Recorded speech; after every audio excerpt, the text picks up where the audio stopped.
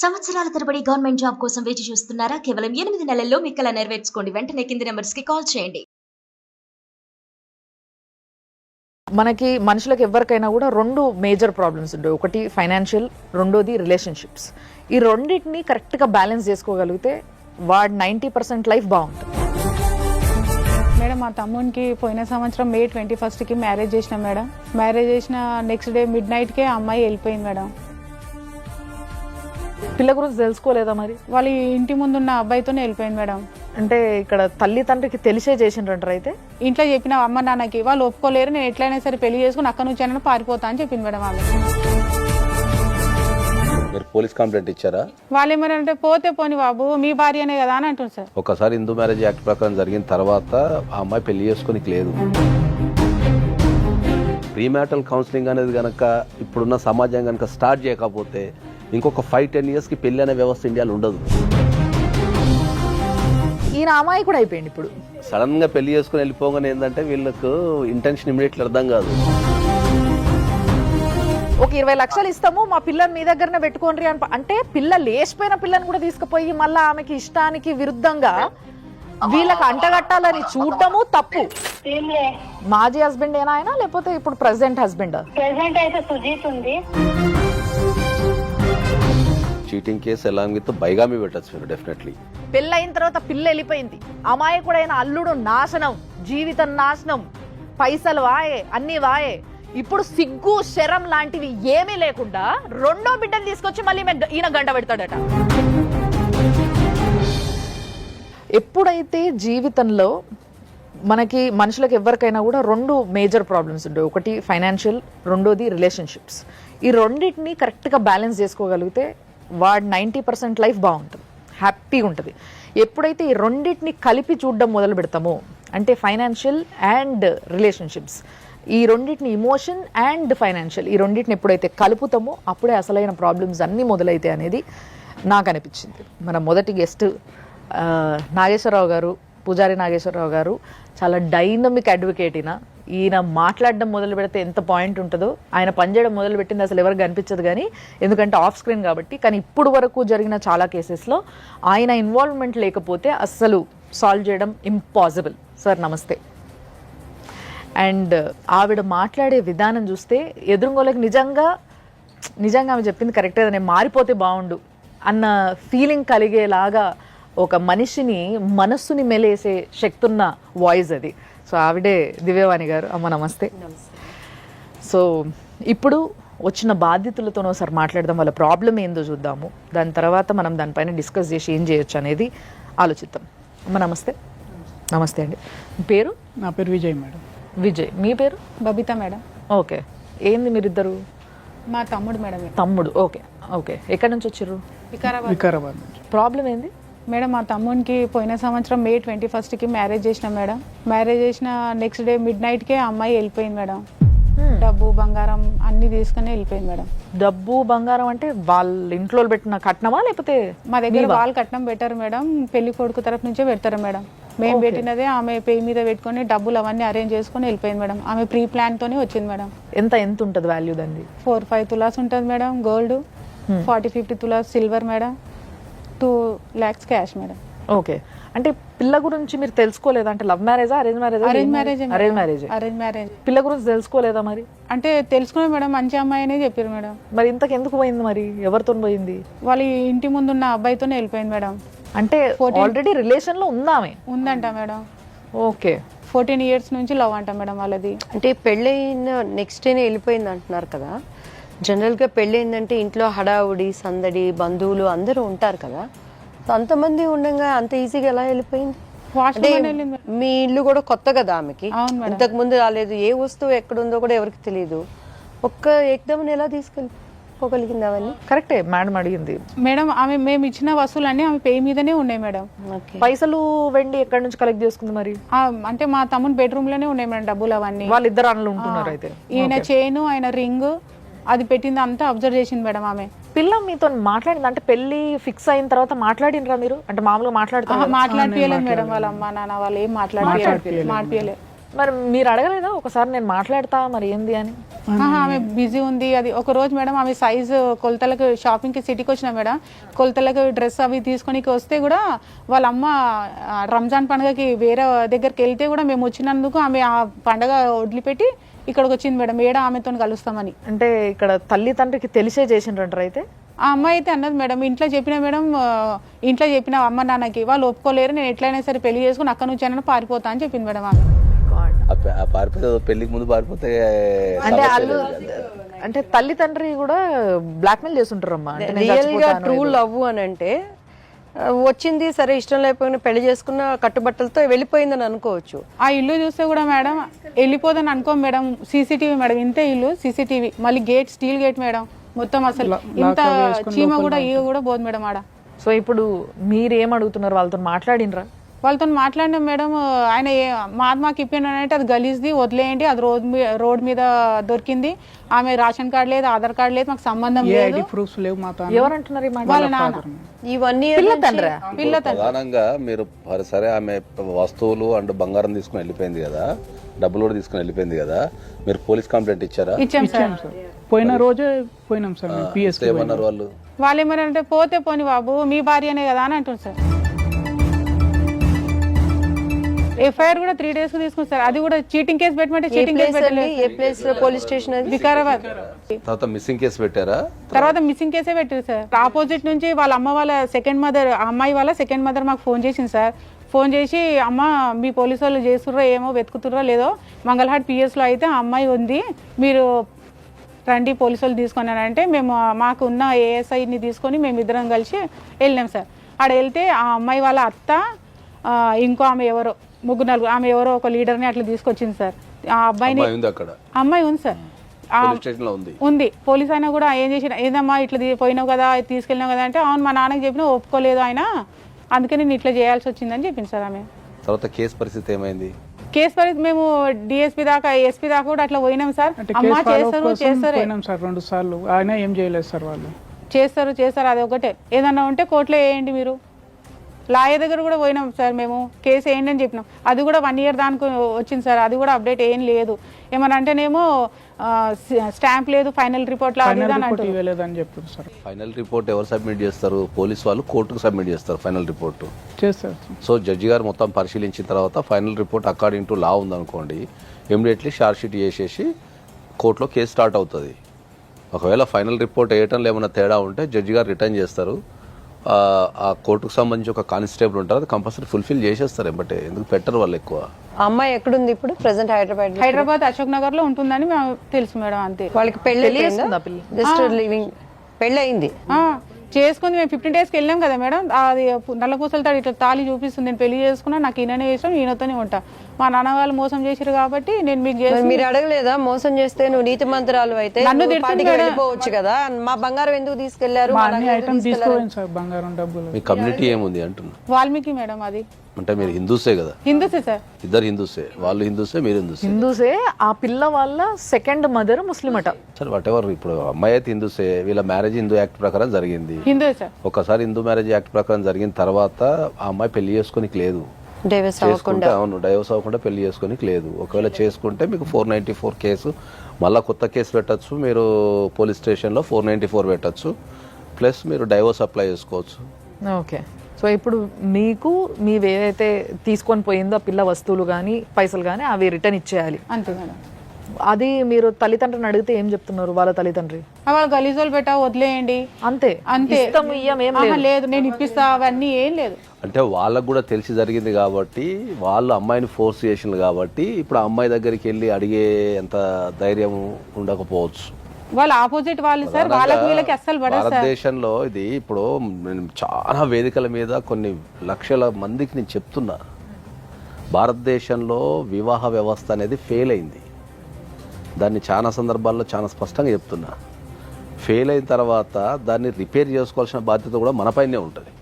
Okay, మన దగ్గర ఇప్పుడు ఈ పెళ్ళికి తీసుకుంటే ఏంటంటే, బిఫోర్ మ్యారేజ్ అనేది మన దగ్గర ఒక సిస్టమ్ ఉంటుంది. జనరల్గా ఒక ఎంగేజ్మెంట్ సెరమనీ ఉంటుంది, దానికంటే వాళ్ళ ఇంటికి వెళ్ళడం ఉంటుంది. పూర్వకాలంలో ఏంది అంటే, ఒక 4 సార్లు ఫస్ట్ ఒకరిని పంపించి రెక్కి నిర్వహించి, తర్వాత వాళ్ళంతా బాగున్నారు, ఫైనాన్షియల్గా ఉన్నారు అనుకున్న తర్వాత చుట్టుపక్కల జనాల్ని విచారించి, తర్వాత అట్లా ఒక 6-7 సార్లు పోవటం అనేది ఇట్లా ఫ్రీక్వెంట్గా జరుగుతుండే. ఈ జరిగే క్రమంలో ఏంటంటే ఏదో ఒక విషయం బయటకు వస్తుండే. ఓకే, బయటకు వచ్చినప్పుడు దాని నుంచి ఆపటమో దాన్ని సరిదిద్దడమో చేస్తుండే. ఆ అమ్మాయి ఓపెన్ గా తండ్రితో చెప్పింది నాకు ఈ పెళ్లి ఇష్టం లేదు అని. బాధితుడుగా దీనికి అసలు తెలీదు వాట్ హ్యాపెండ్ అని. ఇక్కడ తప్పు ఎవరిది? తల్లిదండ్రులు 100% తల్లిదండ్రులు. సో ఇప్పుడు పోనీ తల్లిదండ్రులు తప్పన్నప్పుడు ఆ అమ్మాయి ఆటోమేటిక్గా తన పరిస్థితుల ప్రభావం వల్ల తెలియకుండా ఒక దొంగ కూడా అయిపోయింది. తను ప్రేమించిన అబ్బాయిని పెళ్లి చేసుకోలేకనో, కొంతమందికి పెళ్ళి అంటే ఇష్టం ఉండదు అమ్మాయిలకి. జనరల్గా రకరకాల కారణాలు కావచ్చు. ఇండియాలో that is the biggest problem. ఇండియాలో మోడరేషన్ ప్రాబ్లం ఏంది అంటే చాలా మందికి ఫిజికల్ కాంటాక్ట్ మీద అవగాహన లేని అమ్మాయిలు కూడా ఉన్నారు. సో ఇవన్నీ పెళ్లికి ముందు ఏంటంటే కంపల్సరీ కౌన్సిలింగ్ అనేది ఇవ్వమని, నేను ప్రీమ్యాటల్ కౌన్సిలింగ్ అనేది నవే డేస్ ఇండియాకి చాలా అవసరం.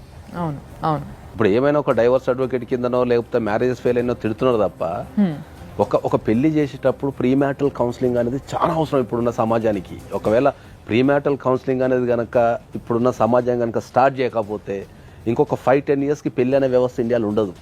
యువత మేబీ సెల్ ఫోన్స్ ద్వారా కానీ అండ్ ఒక్కొక్కరు చేసే ఇన్సిడెంట్స్ ద్వారా కనెక్ట్ అయిపోతున్నారు. మంచి కన్నా టెక్నాలజీ అనేది జీవితాన్ని ఎప్పుడో పర్సనల్ జీవితాన్ని నాశనం చేసేసింది టెక్నాలజీ. పూర్వకాలంలో ఎవరన్నా ఒక అమ్మాయి ప్రేమించింది అనుకుందాం, సపోజ్ ప్రేమించిన తర్వాత ఇంట్లో పసిగట్టారు. పసిగట్టిన తర్వాత ఏం చేశారు? అరే పసిగట్టిన తర్వాత సమాజంలో ఇది చేసిపోద్దనో, లేకపోతే ప్రేమించిన అబ్బాయి మంచోడు కాదనో, లేకపోతే కులాల డిఫరెన్స్ ఉన్నాయని చెప్పేసి అమ్మాయికి ఏం చేస్తుండే? బలవంతంగా వేరే పెళ్లి చేస్తుండే. సో బలవంతంగా వేరే పెళ్లి చేసిన తర్వాత ఏంది? ఆ అమ్మాయి వేరే ఊరికి వెళ్ళిపోతుండే. ఊరికి వెళ్ళిపోయిన తర్వాత అప్పుడు ఒకవేళ ప్రేమించిన వ్యక్తిని కాంటాక్ట్ చేయడానికి అప్పుడు సెల్ ఫోన్స్ కానీ ఇవన్నీ లేవు. లేనట్లు ఈ అమ్మాయి అక్కడికి పోయిన తర్వాత ఏం చేస్తుండే? ఆ కొత్త ఇంటికి పోయినప్పుడు ఏం చేస్తుండే? ముఖాభావంగా ఉండటము, లేకపోతే డిప్రెషన్లు ఉండటము, ఈ రకరకాలు ఉంటుండే. ఉన్నప్పుడు వాళ్ళు ఏమనుకుంటుండే? పెళ్ళైన అత్తమామలు కానీ కొత్త కదా, కొత్త ఇంటికి వచ్చింది కదా, తల్లిదండ్రులు మిస్ అవుతుందేమో అని వీళ్ళు ఆ కొరంలో ఉంటుండే. ఓవర్ ద పీరియడ్ ఏమవుతుండే అంటే అక్కడ ఉండి ఉండి ఉండి ఉండి ఒక 1 నెల రోజులకో 2 నెలలకో 3 నెలలకు అడ్జస్ట్ అయిపోయి ఆ పరిస్థితులకు అడ్జస్ట్ అయిపోయి మెల్లగా భర్తతో మాట్లాడము, కాపురాలు చేయడం, ఇట్లా చేసుకొని పెళ్లి అంటుండే. కానీ ఇప్పుడు అంత టైం కాదు. ఇప్పుడు అదే చెప్తున్నా, ద సేమ్ సిచ్యువేషన్ లో అదే సెల్ ఫోన్ ఉంది కదా, ఎక్కడున్నా నీకు నచ్చిన బాయ్ ఫ్రెండ్తో నువ్వు తెల్లవాళ్ళు కాంటాక్ట్లో ఉంటే ఇంకా నీ కనెక్షన్ ఎక్కడ కట్ అయిపోతుంది. వీళ్ళ దగ్గరకు వస్తే పాపం ఈయన అమ్మాయి కూడా అయిపోయింది. ఇప్పుడు ఒకటి వీళ్ళు చేసిన తప్పు ఏదైనా ఉంది అని అంటే ఒకటి ఏంటంటే పిల్లతోనే నేను మాట్లాడాలని గట్టిగా అడుగు ఉండాల్సింది. There are N number of cases. నాకు డైలీ రెగ్యులర్గా 50 to 100 కేసెస్ కొత్తవి వస్తాయి నా దగ్గరికి పర్ డేకి. ఇవి వచ్చినప్పుడు ఈ డేటా అంతా అనలైజ్ చేస్తే ఏముంటుంది తెలుసా? మ్యాక్సిమం పెళ్ళి అనేది విత్ ఇన్ 1 month నుంచి 2 months మధ్యలో అవుతుంది. పెళ్లి చూపుల దగ్గర నుంచి పెళ్లికి. అవును. దీంట్లో మ్యాక్సిమం మేము మాట్లాడుకోవడం లేదు, మాట్లాడుకోలేదు అనేది సెకండ్ అంశం ఉంటుంది. ఎందుకు అంటే టైం లేదనో, లేకపోతే ఎన్ఆర్ఐసే వెళ్ళిపోవాలనో, లేకపోతే వీసా ప్రాసెస్ అనో, లేకపోతే ఇంకో ప్రాసెస్ అనో ఏదో ఒక కారణం చెప్తారు. మామూలుగా అయితే ఎంత ఉండాలంటారు సార్? నేను ఒక 6 months ఎబో ఉండాలంట. నేను పూర్వకాలంలో ఏంది అంటే ఒక మనిషికి సంబంధించిన ఇన్ఫర్మేషన్ అనేది ఎక్కడున్నా దొరుకుతుండే. మైగ్రేషన్ లేదు. ఒక వ్యక్తికి సంబంధించిన ఇన్ఫర్మేషన్ ఒక ఊరుకో ఒక పట్టణానికి వెళ్ళి అరే పలానా వ్యక్తి ఎట్లా అంటే 2 నిమిషాలల్లా వాడి కోపం ఉందా, వాడు పిచ్చి పనులు చేస్తుండా, వాడు మంచోడా, డిగ్నిటీ ఉందా అనేది ఒక రియల్ గ్రౌండ్ రిపోర్ట్ వస్తుండే మనకు. ఇప్పుడు మైగ్రేషన్ పెరిగిపోయింది. ఇప్పుడు పుట్టంగానే తీసుకెళ్లి హాస్టల్లో వేయటమో, లేకపోతే చదువుల కోసం తల్లిదండ్రులు, జాబ్ల కోసం తల్లిదండ్రులు ఇంకో దగ్గర ఉండి పిల్లల్ని ఇంకో దగ్గర పెట్టడము, ఈ కుటుంబాలు అనేటివి విచ్ఛిన్నం అయిపోయిన తర్వాత ఎక్కడ కూడా మనకు రియల్ రిపోర్ట్ ఒక వ్యక్తికి సంబంధించిన రిపోర్ట్ రావడం లేదు. మీరు ఏం చదువుకున్నారు? మీరు inter discontinue sir. Inter discontinue చదువుకున్నారు. ఏం పని చేస్తున్నారు? Private job madam, bank private గా చేస్తాను. ఇప్పుడు వాళ్ళ అమ్మ వాళ్ళ నాన్నగారు కానీ ఆ పిల్ల తరపు అమ్మాయి కానీ ఎవరైనా మీకు ఫోన్లు ఎత్తి మాట్లాడతారా మనం మాట్లాడాలంటే? మేము 1 year నుంచి అయితే కాంటాక్ట్ లేదు మేడం. వాళ్ళు ఊరికే అమ్మాయిని తీసుకెళ్ళమని చెప్పారు మేడం. 2 monthsకి ఫోన్ చేశారు మేడం. వాళ్ళు 20 lakhs అట్లా ఇస్తాము, మీరు మీ అమ్మాయిని పెట్టుకుంటారా, పెట్టుకోండి అది అంటే మీరు 1 కోటి రూపాయలు ఇచ్చినా మాకు వద్దు అని చెప్పినా మేడం. అయితే ఊరికి అట్లా అంటారు కదా, మ్యారేజ్ అయిపోయింది. తప్పు మీద తప్పు ఇది. ఫస్ట్ ఇష్టం లేని పెళ్లి చేయడం ఓ తప్పు, నేను ఆ పిల్లగానితో వెళ్ళిపోతాను చెప్పంగా కూడా ఈ పిల్లగాని బలి చేసుడు ఇంకో తప్పు. మళ్ళీ మూడోది ఇప్పుడు మళ్ళీ ఇంత పెద్ద తప్పు అయిపోయిన తర్వాత లేదు మేము 20 లక్షలు ఇస్తాం పిల్లని తీసుకుపోడ్రి అంటే వీళ్ళే ఉత్తిగా దొరికిర్రు వీళ్ళు అమాయకుల్లాగా. పిల్ల డైరెక్ట్గా ముఖం మీద చెప్పబట్టే నాకు వద్దు, నాకు ఇష్టం లేదు, నేను ఇంకోని ప్రేమించిన సప్పుడు దాకా అట్లా ఉంచుకొని అయిపోతుంది పెళ్లి చేయకుండా. అంతేగాని ఇట్లా పెళ్లి చేసి వేరే వాళ్ళ ప్రాణాలు తీసుడు ఎందుకు? ఇప్పుడు అది చాలా ట్రామా ఉంటుంది అది. ఎందుకంటే ఇప్పుడు సామాజిక పరంగా కూడా ఏంటంటే ఇప్పుడు మనకు ఒక సమాజంలో పెళ్లి చేసుకుంటాం కదా, పెళ్ళైన తెల్లారే భార్య వెళ్ళిపోతే సమాజం ఎట్లా చూస్తుంది? ఒక అసలు అబ్బాయి మీద ఎటువంటి నింద పడుతుంది? ఆమె స్వార్థానికి మంచి చెడు ఆలోచించకుండా ఆమె ఉన్న ఏజ్కి వెళ్ళిపోయింది. సో ఇక్కడున్న కుటుంబాలు కానీ ఇక్కడున్న ఫ్యామిలీస్ కానీ ఇక్కడున్న వ్యక్తులు ఎంత బాధపడతారు, వాళ్ళకు సామాజికంగా ఎంత ఇబ్బంది ఎదురవుతుంది, రేపు రెండో పెళ్లి చేసుకోవాలంటే ఎంత ఇబ్బంది అవుతుంది. ఇటు ఒక వైపు నుంచి ఎంటైర్ సంపాదించిన డబ్బు వెళ్ళిపోయింది. సరే డబ్బు అంటే పోతే మనం సంపాదించుకోవచ్చు, కానీ ఎప్పుడైతే ఈ సామాజికంగా మనము చూసే చుట్టాలు కానీ రిలేటివ్స్ కానీ అది ఎంత నామోషి ఉంటుంది. పిల్లలకి ఎక్కడ కూడా కౌన్సిలింగ్ ఇవ్వటం లేదు, ఎవరు కూడా కూర్చోబెట్టి కౌన్సిలింగ్ ఇవ్వటం లేదు. Life journey sponsored by 6JVR. Jamalapuram వారి రత్నాంజన్. సౌత్ ఇండియాలోనే అతి తక్కువ ధరలకి రత్నాలను అందించే ఏకైక సంస్థ 6JVR. ఒక్కసారి ఆ అమ్మాయి ఫాదర్ తో మాట్లాడదాం మనము. హలో హలో సార్ నమస్తే. నమస్తే అమ్మా. శ్వేత మీ అమ్మాయి కదండి? ఎందుకు ఏమైందమ్మా? ఏం కాలేదండి, మీరు టెన్షన్ పడకండి, ఏం కాలేదు. మీ అల్లుడు ఉన్నారు కదా విజయ్ గారు, ఆయన సుమన్ టీవీకి వచ్చిండ్రు. సో ఇప్పుడు యాక్చువల్గా మీ ప్రాబ్లం ఏదైతే మీ ఇష్యూ ఉందో ఇదంతా కూడా చెప్పడం జరిగింది ఇక్కడ. సో ఇప్పుడు ఫస్ట్ ఆఫ్ ఆల్ నేను మీతో మాట్లాడాలనుకున్నది ఏంటంటే అండి, మీ అమ్మాయి మీకు ముందే చెప్పిందట కదా నాకు ఎదురుగున్న అబ్బాయి అంటే ఇష్టం, ఇంటి ఎదురుగున్న అబ్బాయి అంటే. లేదమ్మా, అట్లా ఏమీ లేదమ్మా, నాకు ఇప్పటిదాకా తెలియదు ఆ విషయము. ఇది మొత్తం ఫేక్ మాట ఉంది అమ్మా. ఇది ఆ పెళ్లి తర్వాతనే నాకు అది నిజం నా ముంగడు వచ్చిందమ్మా. పాపం ఇప్పుడు ఆయన అన్యం పుణ్యం తెలియకుండా ఆయన మోసపోయిండు మీ అమ్మాయి చేతిలో. ఒక ఆడపిల్లకి పెళ్లి చేసేటప్పుడు అమ్మా నీకు నేను ఈ పిల్లగాడిని ఇచ్చి పెళ్లి చేస్తున్నా, ఈ పిల్లగాడు ఇష్టమా లేదా అని అడగాల్సిన బాధ్యత ఒక తండ్రిగా మీ పైన ఉందా లేదా? అమ్మా అదే ఫోటో చూపెట్టినాను. ఫోటో చూపెడితే మా అమ్మాయి చెప్పింది నేను ఆయనకి నేను చేసుకుంటాను డాడీ, నువ్వు ఎక్కడ నా సంబంధం చేసినావా అక్కడనే చేస్తానని. ఆ పెళ్లి అయిన తర్వాత 2 days తర్వాత అది ఆ మాట జరిగింది. ఇప్పుడు మరి నాకు తెలిసింది పెళ్ళైనాక 2 days కి మీ అమ్మాయి వెళ్ళిపోయింది, కానీ పెళ్లి కాకముందు 7 సంవత్సరాల నుంచి ఒక పిల్లోని ప్రేమిస్తున్న విషయం మీకు తెలియదా అండి తల్లిదండ్రిగా ఇంట్లోకి? లేదమ్మా, నా ఇంట్లో ఎవరికి తెలియదు. आपको जो बात करना है एक बार हमारा मैडम है यहाँ पे दिव्यवाणी जी, उनसे बात करिए. ఇదే ఇప్పుడు విజయ్ స్థానంలో మీ కొడుకు ఉంటే మీరు ఏం చేస్తారండి? అమ్మా నా కొడుకు విజయ్, నా కొడుకు లాగే నా అల్లుడు అమ్మ పోలీస్ స్టేషన్ లో పోయి కంప్లైంట్ ఇచ్చిండ్రు. ఆ కంప్లైంట్ కూడా వాపస్ తీసుకున్నారు. ఎవరు? విజయ్ వాపస్ తీసుకున్నారు? తీసుకోలేదట. వీళ్ళు ఇప్పుడు మా ఎదురుగానే ఉన్నారు, కంప్లైంట్ ఇక్కడే ఉంది, వాళ్ళు వాపస్ తీసుకోలేదు. ఎఫ్ఐఆర్ తీసేసిండ్రంట అమ్మా. ఎఫ్ఐఆర్ తీసేసిండ్రు. ఎఫ్ఐఆర్ రిటర్న్ కంప్లైంట్ తీసుకున్నారంట. కంప్లైంట్ చేసిండ్రు. కంప్లైంట్ చేసిన తర్వాత మళ్ళీ రిటర్న్ తీసుకున్నారు. ఎందుకు పెట్టాలి కేసు, ఎందుకు జరపాలి కేసు అది నేను చెప్తాను బాబు, నేనున్నాను బాబు, నువ్వు ఎక్కడ దాకా పోతావా, నా చిన్న బిడ్డకి ఇస్తాను బాబు నీకు, అదే కూడా చెప్తాను నేను. ఆ విజయం ఉంటే ఎక్కడ అడగండి మీరు. చిన్న బిడ్డ నుంచి పెళ్లి చేస్తారా? ఆమె 12-13 years. ఏంటండి ఏం మాట్లాడుతున్నారండి మీరు? చిన్న పిల్ల మేడం ఆమె. నా చిన్న కూతురు వయసు అమ్మా ఇప్పుడు 16 years అమ్మా, 17 నడిపిస్తుంది. 16 అయినా years కూడా మైనరే. పెళ్ళైన తర్వాత అమ్మాయి వెళ్ళిపోయింది నైట్. సో దానిపైనే ఈ అబ్బాయి వెళ్ళి కంప్లైంట్ ఇచ్చారు. ఓకే, ఇచ్చిన తర్వాత పోలీస్ వాళ్ళు immediately missing case, women missing case అనేది బుక్ చేస్తారు. ఎందుకంటే అమ్మాయి కనిపించకుండా పోయింది కాబట్టి ఎప్పుడైనా మిస్సింగ్ కేసు బుక్ చేస్తారు. పోలీస్ వాళ్ళ డ్యూటీ ప్రకారం ఏంటంటే మిస్సింగ్ అయిన ఉమెన్ని ట్రేస్ చేశారు. సో ట్రేస్ చేసి తర్వాత ఏంటంటే ఆ కేసు క్లోజ్ అయిపోతుంది, బికాస్ అది ఉమెన్ మిస్సింగ్ కేసు. అది ఓకే ఓకే. దీంట్లో చాలా స్పష్టంగా ఏం చేశారంటే ఎవరైతే ఉమెన్ మిస్సింగ్ అయిందో ఆమెను ట్రేస్ చేసి తీసుకురావడం జరిగింది కాబట్టి క్లోజ్ అయింది కేసు అయిపోయిందని చెప్పి ఫైనల్ రిపోర్ట్ వేసేసారు. దీంట్లో అబ్బాయికి కానీ ఆయనకు కానీ ఇంకెవరికి కానీ లీగల్ నాలెడ్జ్ లేదు.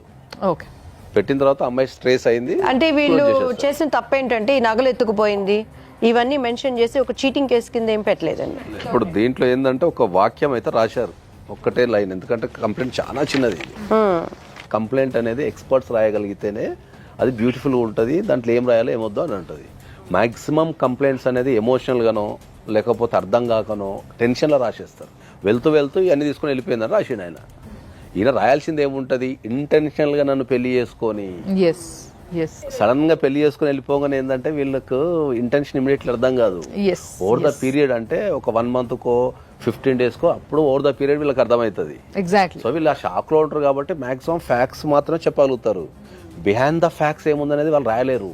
అది థర్డ్ పార్టీ ఎక్స్పర్ట్ మాత్రమే రాయగలుగుతాడు. ఇప్పుడు నేనున్నా అనుకో, ఇట్లాంటి సమస్యలు రోజు కొన్ని 100 చూస్తాం కాబట్టి మేము బిహైండ్ ద రీజన్ అంటే ఈ ఇన్సిడెంట్ జరిగింది కదా, దీని వెనక రీజన్ ఏమై ఉండొచ్చు అనేది మీరు రాస్తారు. ఆలోచిస్తారు. అట్లా నెక్స్ట్ లెవెల్ ఏం చేయాలా, ఇదే కంప్లైంట్ని మళ్ళీ మనం చీటింగ్ కేసు కింద పెట్టచ్చు. తర్వాత ఒకవేళ పెళ్ళైనట్టు అమ్మాయికి పెళ్ళైనట్టు ఏమైనా ప్రూఫ్స్ ఉన్నా ఆ అమ్మాయి చెప్పిన 494 అంటే మనకు వేరే వివాహం చేసుకుంది కాబట్టి మనం దాన్ని బైగామి అంటాం. బైగామి అంటే ఏంటంటే ఆల్రెడీ ఒక మ్యారేజ్ ఎగ్జిస్టింగ్లో ఉండగా వితౌట్ టేకింగ్ ఎనీ డైవర్స్ ఇంకో వ్యక్తిని పెళ్లి చేసుకుంటే బైగామి అంటాం. బైగామి కింద కూడా ఆయన ఇమ్మీడియట్లీ కేసు పెట్టాలి. దానికి శిక్ష ఎలా ఉంటుందండి? బైగామికి మీకు అప్ టు 5 years జైలు శిక్ష పడుతుంది. మేము అడుగుతున్నది ఒకటేనండి, సింపుల్ గా చెప్పేయండి. మీ నిర్ణయం ఏమనుకుంటున్నారు? వాళ్ళ బంగారం పెళ్లికి ఏం పెట్టారో అది ఇచ్చేస్తారా, లేకపోతే కోర్టుకు వెళ్ళి చూసుకోమంటారా? కోర్టుకు వెళ్ళి చూసుకోమంటారు. ఓకేనండి. యా, సో ఇది ప్లాన్డ్ అండి నాగేశ్వరరావు గారు. సురేందర్ గారు, మీరు మీ బిడ్డకి ఏది ఇష్టమో ఏది ఇష్టం లేదో తెలుసుకోకుండా పెళ్లి చేయడము, ఆ పిల్ల వెళ్ళిపోయిన తర్వాత కూడా రీసెంట్ గా 2 నెలల కింద వాళ్ళకి ఒక 20 లక్షలు ఇస్తాము మా పిల్లని మీ దగ్గరనే పెట్టుకోండి అని అంటే పిల్ల లేచిపోయిన పిల్లని కూడా తీసుకుపోయి మళ్ళీ ఆమెకి ఇష్టానికి విరుద్ధంగా వీళ్ళకి అంటగట్టాలని చూడడము తప్పు. మొత్తం ఫేక్ మాట అమ్మా. 2 నెలల తర్వాత అదే చెప్పినా నేను, అదే ఫేక్ మాట. 20 lakhs ఇస్తాను. మీరు ఏదైతే మాట్లాడిందో అది కాల్ రికార్డ్ కూడా ఉందండి. అది పక్కకు పెడితే ఇప్పుడు మా అందరి సమక్షంలోనే మీరు ఏమన్నారు, నా చిన్న పిల్లని ఇచ్చి పెళ్లి చేస్తా అన్న ఆయన్నే చేసుకోని అన్నాడు. అది కరెక్టా? మైనర్ పిల్లని ఈయనకు అంటగట్టడం ఏంది ఒకటి. రెండోది ఫస్ట్ పిల్ల మోసం చేసిపోయింది కాబట్టి ఇంకో పిల్లని ఇస్తా అని అంటే మీరు పిల్లల్ని కన్నది ఎందుకు? ఇట్లా ఎవరికి పడితే వాళ్ళకి ఇష్టం వచ్చినట్టు వరుస పెట్టి పెళ్లిళ్ళకి ఇచ్చేసేటందుక? అంటే మీ అభిమానము, మీ యొక్క ప్రెస్టేజ్, మీ యొక్క మర్యాదనే ఇంపార్టెంటా మీకు? ఆడపిల్లలంటే మీకు అంత ఇదిగా అనిపిస్తున్నారా? అంత మాట లేదమ్మా నాకు. ఎందుకంటే నా అల్లుడు మంచోడు. అవునండి, మీ అల్లుడు మంచోడు కాబట్టే సైలెంట్ గా ఉన్నాడు. ఇక్కడ దాకా వచ్చింది సైలెంట్ గా ఉన్నాడు. అదే జర్ర కొంచెం తెలిసి ఉండి జర గట్టిగా ఉండుంటేలే ఈ పాటికి 4 తగిలి ఇచ్చేటోడు వచ్చి. जाबोलाल को मालूम है बाबू, तुम्हारी शादी मेरी छोटी बेटी के साथ करता हूँ. अभी मेरी बेटी 16 years की है. अभी तुम्हारे को 2-3 साल सफर करो बेटा. मैं 3 साल सफर करता हूँ, तुम्हारी शादी करता हूँ. मुझे बोला आपके बेटी से पूछे क्या इनको शादी करने के लिए तैयार है उन्हें? अरे अम्मा मेरे को बात समझ में नहीं आ रही अम्मा. ये लोग क्या बोलना चाह रहे हैं, क्या करना चाह रहे हैं लोग? सुनो जिसके पर ज्यादा था उसके आपके जो बेटी है, आपके जो सेकंड बेटी है, सुनो आप, जब मैं बात कर रही हूँ आप सुने तो आपको समझ में आते. मेरी बेटी को मेरा फ्यूचर देखना है. मेरी बच्ची का वो मर गए मेरे लिए. मर गए मेरे लिए. उसके ऊपर क्या केस बुक करते क्या करते कर लो. अच्छा बोल हो जाए लखो करो मुझे बोल हो जाए. अरे तुम केस फाइल करो भाई. मेरे एडवोकेट को भी बोला मैं. ఇంతకన్నా దరిద్రమైన తల్లి తండ్రులు ఎవ్వరు ఉండరని నేను డైరెక్ట్ చెప్తా. అరే బిడ్డకి పెళ్లి చేసిర్రు, ఆ పిల్లకి ఇష్టమా లేదా? లేదు. పెళ్ళి అయిపోయింది. పెళ్ళి అయిన తర్వాత పిల్ల వెళ్ళిపోయింది. అమాయకుడైన అల్లుడు నాశనం, జీవితం నాశనం, పైసలు వాయే, అన్ని వాయే. ఇప్పుడు సిగ్గు శరం లాంటివి ఏమీ లేకుండా 2వ బిడ్డను తీసుకొచ్చి మళ్ళీ ఈయన గంట పెడతాడట. ఏమైనా బుద్ధి ఉందా? సరే ఈయన వేసుకుంటాడు, అవును నా అల్లుడు మంచోడు కాబట్టి నా అల్లుడిని వేరేలకు కొనియకుండా నా పిల్లనే ఇచ్చి అంటగడతా అని ఆయన అనుకోవచ్చు. కానీ ఆ పిల్లకి, చిన్న పిల్ల, ఆ పిల్లకి పెళ్లి చేసుకోవాలంటే ఏ ఆడపిల్లకైనా కూడా అరే నా భర్త ఇట్లుండాలి అని ఒక ఆలోచన ఉంటది కదా. మరి ఇప్పుడు ఈ బావని పెళ్లి చేసుకుని ఇష్టమా అని అంటే మొన్నదాకా మా అక్కకి ఇచ్చి నా కళ్ళ ముందే పెళ్లి చేశారు కదా అన్న ఫీలింగ్ ఆ పిల్లకు ఉండదా? అంటే ఆడపిల్లల ఫీలింగ్స్ కావా? సో దీనికి అంతటి కన్నింగ్ వాట్ ఈస్ ఆయన మైండ్ సెట్ ఏంటంటే ఎక్కడ డబ్బులు ఇవ్వాల్సి వస్తుందో, రైట్ అండి, డబ్బులు ఇప్పుడు ఇవ్వాల్సి వస్తుంది. కూతురు తీసుకున్న దొంగతనం కరెక్ట్ అమ్మా. ఇంకంతే తప్పించుకుని. ఇప్పుడు ఆల్రెడీ ఆయన మైండ్ ఎంత ధైర్యం లేకపోతే కోర్టులో చూసుకోండి అంటున్నాడు. ఇప్పుడు అడ్వకేట్ గారు ఒక పక్కన చెప్తున్నారు ఇట్స్ లీగల్, ఆ ఫోటోలు ఉన్నా కూడా ఇరుక్కుంటారని చెప్తున్నా కూడా ఆయన అంత ధైర్యంగా చెప్తున్నాడంటే ఈజ్ కన్నింగ్ ఫెలో అని అర్థమైపోతుంది. సో మీరు ధైర్యంగా ఉండి అడ్వకేట్ గారిని సంప్రదించి, మీరు ఇంక్లూడింగ్ మీ అత్తామామల మీద కూడా మీరు చీటింగ్ కేసు పెట్టచ్చు. ఫస్ట్ అత్తామామల చీటింగ్ కేసు పెట్టచ్చు. Cheating case along with bigamy పెట్టచ్చు మీరు డెఫినెట్లీ. రెండోది వచ్చేసి మీరు కంపల్సరీ డైవర్స్, ఒకవేళ మీకు కావాలి అనుకుంటే మీరు డైవర్స్ 494 పెట్టుకుంటే మీకు డైవర్స్ ఈజీగా వచ్చే అవకాశం ఉంటుంది. తర్వాత మీరు డైవర్స్తో పాటు మీరు డైవర్స్లో కానీ లేకపోతే సపరేట్గా కానీ ఇప్పుడు ఆమె ఎత్తుకెళ్ళిన బంగారం అండ్ మనీ రికవరీ సూట్ కూడా వేసుకోవచ్చు మీరు. శ్వేత మాట్లాడుతున్నావు అమ్మా? నేను శ్వేతనే మాట్లాడుతున్నా మేడం. ఓకే అండి, నేను సుమన్ టీవీ నుంచి మాట్లాడుతున్నా. మీ మాజీ హస్బెండ్ విజయ్ ఉన్నాడు కదా, మాజీ హస్బెండ్ ఏనా ఆయన లేకపోతే ఇప్పుడు ప్రెసెంట్ హస్బెండ్? ప్రెసెంట్ అయితే సుజీత్ ఉంది. సరే, ఇప్పుడు ఇంతకుముందు విజయ్ అనేట నేను పెళ్లి చేసుకున్నావు కదా తల్లి, ఆ, మీ తల్లిదండ్రులు పెళ్లి చేసిరు కదా నీకు బలవంతంగానో ఏదో ఒక విధంగా, ఆ, ఆయనకు విడాకులు ఇచ్చినావు అమ్మ నువ్వు? ఇయ్యలే. మరి ఇవ్వకుంటూ ఇంకో పెళ్లి ఎట్లా చేసుకుంటావు అమ్మ నువ్వు? అది మొత్తం ఖతం అయిపోయింది కదా, మేము పిఎస్ లో మాట్లాడినాం. పిఎస్ లో అమ్మ ఖతం అయిపోయింది అని ఎప్పుడు అంటారు తెలుసా? ఆ, నువ్వు డివోర్స్ ఇచ్చినప్పుడు అంటారు. డివోర్స్ ఎందుకు ఇవ్వలేదు మరి? నువ్వు డివోర్స్ ఇచ్చేసి వాళ్ళ సొమ్ములో ఏవైతే పట్టుకపోయినా అవి వాళ్ళకి ఇచ్చేసి నువ్వు ఎవరితో నువ్వైనా బాధ ఉండేది కాదు కదా. పాపం ఆ పిల్లగాడు అట్లా ఉన్నాడు కదా. ఆయన కూడా వేరే పెళ్లి చేసుకున్నా మేడం, ఆయన కూడా వేరే పెళ్లి చేసుకుని, నేను కూడా వేరే పెళ్లి చేసుకున్నా. నీ మాజీ హస్బెండ్ విజయ్ ఇక్కడనే ఉన్నాడు. అయ్యా నీకు ఇంకో పెళ్లి అయిందా? పెళ్లి చేస్తారా? నిజం చెప్పండి. కాలేదు మేడం. నీకు ఎవరు చెప్పారు ఆయన నాకు పెళ్లి అవసరం అయిందని? లేదు మేడం, నేను ప్రెగ్నెంట్ ఉన్నా. ఎక్కువ నాకు అవసరం లేదు. 8 months నడుస్తుంది, నాకు అవసరం లేదు ఎవరితో. సరే, మరి ప్రెగ్నెంట్ ఉన్నావు కదా, ఓకే. వాళ్ళు నీ పైన కేసు వేసుకుంటారంట. వాళ్ళు నువ్వు విడాకులు ఇవ్వకుండా పెళ్లి చేసుకున్నావు కాబట్టి అది కరెక్ట్ కాదు. దానిపైన వాళ్ళు కేసు వేసుకుంటారంట. అదే చెప్పడానికి ఫోన్ చేసిన, ఓకేనా? నా హస్బెండ్ వచ్చినాక మాట్లాడిస్తా. సరే, మంచి. కనీసం ఆ అమ్మాయికి ఉన్నంత స్పష్టత కూడా మీకు లేకుండా పోయింది లాలో. ఆ అమ్మాయి చాలా స్పష్టంగా చెప్తుంది, పోలీస్ స్టేషన్ వచ్చినా పోలీస్ స్టేషన్లు అన్నీ అయిపోయినాయి, నేను పోయి పెళ్లి చేసుకున్నా, ఆయన పోయి పెళ్లి చేసేసుకున్నాను అని చెప్పేసి చాలా అయిపోయిందని విషయాన్ని చాలా స్పష్టంగా చెప్తున్నది. వాళ్ళ నాన్నకు భయపడి పిఎస్కి వచ్చి ఆమె ఇది సరెండర్ అయింది సార్ అక్కడ మంగళఘాట్ పిఎస్లో. అంతే, భయపడి వచ్చింది అంతేగాని ఏం. దీంట్లో నిజం చెప్పాలంటే ప్రధానంగా అన్ని తప్పులు మీ సైడ్ నుంచి ఉన్నాయి. వెరిఫై చేసుకోవాల్సిన బాధ్యత. ఒకవేళ ఆ అమ్మాయి మాట్లాడతాను లేదు పెళ్లికి ముందే అంటే ఎందుకు మాట్లాడతాను లేదు, ఆ సమస్యని మీరు అక్కడనే సాల్వ్ చేసుకుని ఉంటే, ఒకవేళ అమ్మాయితో మాట్లాడి పెళ్లి ముందు అట్లా మాట్లాడుకోరు సార్. వాళ్ళ ఫాదర్ వాళ్ళకి ఇప్పుడు నేను కాదంటాను లేనమ్మా, మన భారతదేశంలో రకరకాల కులాలు, మతాలు, పద్ధతులు, ఆచారాలు కొన్ని వందలు ఉంటాయి. ఇప్పుడున్న సమాజంలో పెళ్లికి ముందు కంపల్సరీ మాట్లాడాల్సిన అవసరం ఉంది. సో అక్కడ ఒక తప్పు జరిగిపోయింది. దాని తర్వాత ఏమైంది, లీగల్గా తీసుకునే ప్రొసీడింగ్స్ కూడా చాలా గట్టిగా లేవు. అది మెయిన్, దట్ ఈస్ మెయిన్ అండి. లీగల్గా కనుక స్టార్టింగ్లోనే ఇప్పుడు ఒకవేళ ఇప్పుడు మిస్సింగ్ కేసు పెట్టారు కదా, ఈ మిస్సింగ్ కేసు క్లోజ్ అయిన ఎంబటే ఇమీడియట్లీ మళ్ళీ చీటింగ్ కేసు ఎంటైర్ ఫ్యామిలీ మీద కనుక పెట్టుంటే ఎలాంగ్ విత్ అంటే వీళ్ళకు కూడా తెలుసు, వీళ్ళు ఫాదర్ మదర్ ఒకటి తెలుసు. నాగేశ్వరరావు గారు, ఒకవేళ ఆ అమ్మాయి మోసం చేయాలనుకుంటే మాట్లాడినా కూడా మోసం చేస్తుండొచ్చు. తండ్రికి భయపడి ఫాస్ట్ అయింది. ఇప్పుడు వీళ్ళకి కావాల్సింది ఏంటి? డబ్బు కావాలి, లీగల్ గా డివోర్స్ డైవర్స్ కావాలా, డబ్బు మనం కావాలా? చేయగలమా? మనం డెఫినెట్లీ చేయొచ్చు. Yes. దాంట్లో మీకు ఆయనకు అదే వచ్చిన కదా ఇబ్బంది ఏం కావాలి. లేదు. అంతే మేడం. ఇప్పుడు అమ్మాయి వచ్చినా ఇప్పుడు వీళ్ళు తీసుకోరు. దీంట్లో డైవర్స్ చాలా ఈజీగా వచ్చేస్తుంది. ఎందుకంటే ఆల్రెడీ అమ్మాయి వేరే మ్యారేజ్ చేసుకుంది, ఆల్రెడీ కన్సీవ్ అయిపోయింది, కాబట్టి ఆమె దొరికిపోయింది. ప్రెగ్నెన్సీ లేదు అంటే మనం మ్యారేజ్ని ప్రూవ్ చేయడం కష్టం. Yeah. తనే నోట్తో చెప్తుంది. నోటితో చెప్తుంది, మనకు అక్కడ రేపు కోర్టుకు పిలిచినా కూడా సాక్ష్యాలు ఉంటాయి, పిల్లలు ఉంటారు, కాబట్టి ఆయనకు డైవోర్స్ అనేది చాలా ఈజియెస్ట్ ప్రాసెస్. రెండోది క్రిమినల్ కేసు అనేది కూడా ఆయన పెట్టుకోవచ్చు.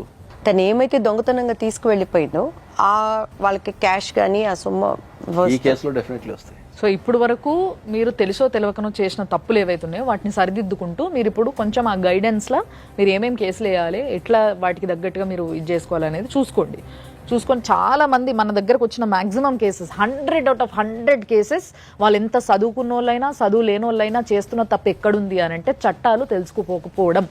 సో చట్టం అనేది కొంచెం నాలెడ్జ్ ఉంటే దానిపైన ఏ టైంలో ఏ కేసు వేయాలి, మన వైపు ఏముంది వాళ్ళ వైపు ఏముంది అనే నాలెడ్జ్ తెచ్చుకుంటే ప్రతి ఒక్కరికి కష్టము నష్టము చెప్పిరావు, వచ్చినప్పుడు వాడుకోవడానికి ఉంటుంది. ఇక్కడ తింది తప్పులేదు. మన సంప్రదాయాలు మాట్లాడుకుంటారు, కొంతమంది మాట్లాడుకోరు. ఇప్పుడు కల్చర్ పెరిగింది sir, to be frank. Second one వచ్చి జనరల్గా నేను ఒక అడ్వకేట్ దగ్గరికి వెళ్తాను. ఇప్పుడు ఆ ప్రాబ్లంలో నేనే ఉన్నాను. అడ్వకేట్ నీతిపరుడుగా ఉండాలి, అడ్వకేట్ తన పక్షాన నిలబడేవాడిగా ఉండాలి. ఎందుకంటే మనం లాయర్స్ కాదు, మనకి తెలియదు, ఎప్పుడు ఉండరు. కాకపోతే ఈ ప్రోగ్రాం ద్వారా మంచి చదువులు చదువుకున్న అడ్వకేట్స్ కానీ చట్టాలని సంరక్షిస్తూ వాటి గురించి తెలుసుకున్న వాళ్ళు కూడా, ఇప్పుడు మీరు ఒక కేసు చెప్పారు కదండి, దాని పేరేంటి?